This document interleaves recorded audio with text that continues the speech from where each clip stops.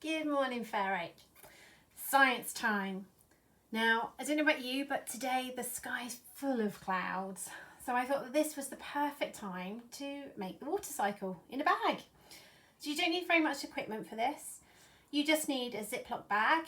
A plain one would be best, but I don't have one, so I'm using one of these. You need a permanent marker, so you can write it on. You need some water, about 100 mils of water, but it depends on the size of your bag.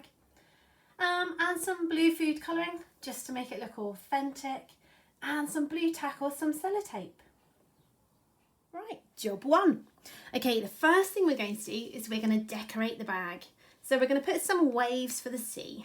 So let's pop some waves along the bottom of the bag. That's it, just all the way across. And then what we're going to do is we're going to pop a sun into there as well to provide some heat. I'm going to pop a sun. I know it doesn't look like this really, but you'll know straight away that that's the sun. So I've got some waves, I've got the sun, and then I'm going to pop a cloud. And we'll just do a classic cloud shape as well. Again, I know they don't really look like that, but you can see all of those parts onto your bag. Okay, so the bag's all decorated. Now we're going to add the water. So I've got my jug of water here. I'm going to add a couple of drops of food colouring, the blue one, just to make it look like the ocean. I've got a few drops in there. Let's give it a little gentle swirl. That's it, just like that. And now we're going to pop it into the bag. So I've got a really good Ziploc bag. We're going to pour it in really carefully. Be careful of this part because obviously the blue food colouring will stain. We don't really want to get it on the sides. So it's just, that's it. Then we can pop it all the way down. Try and pop it straight down through the middle without touching the sides.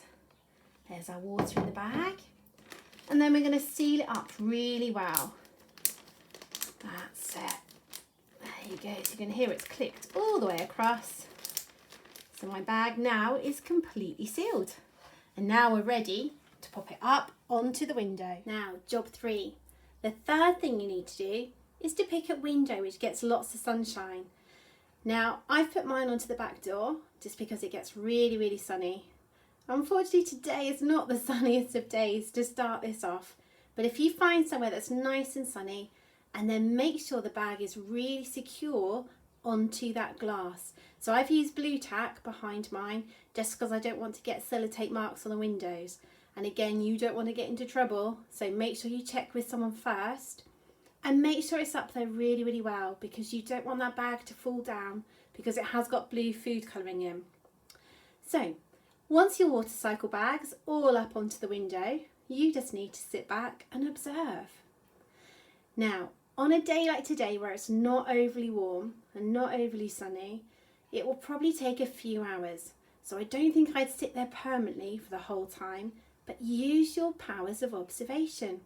Keep checking back. Maybe have it in the background while you're doing something else, and then you can keep looking. How long does it take before you start to get some results? Now you're looking to start to see the first signs of evaporation. We'll talk through the water cycle in a minute. You might even want to do some research and find out all about the water cycle while you're waiting.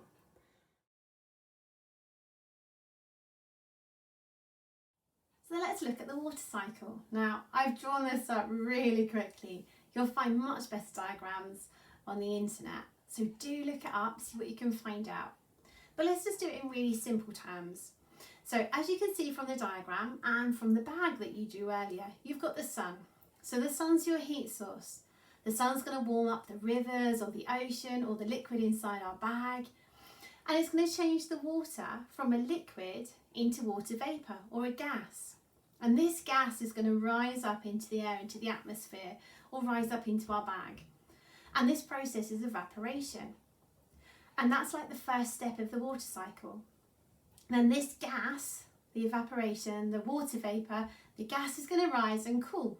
And when it cools back into water droplets. And you'll see that on your bag hopefully really soon. You'll see the water droplets on the side of the bag. And along with gases and dust, it forms clouds out in the atmosphere. And this is the condensation part. You can see condensation in your bathroom, on like the window or the mirror, especially when you're having a warm bath or a shower. You can see the water droplets. You can sometimes chase them down.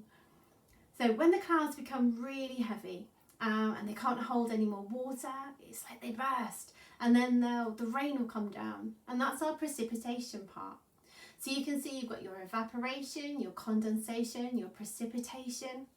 And the water then will come back down, it will collect in rivers, ocean, lakes, seep back through the soil, and then it will go back eventually into the oceans, into the water. And then this process will just keep going round and round and round, hence it's called the cycle. So the water cycle is simply evaporation, condensation, precipitation, and it just cyclically carries on. Now there'll be lots more explanations in much more depth than this, but I hope that helps just a little bit. I hope the bag's doing well. I hope you've got some really good results. Do post them onto Purple Mash. I'd love to see how they turned out. See you later, guys. Bye.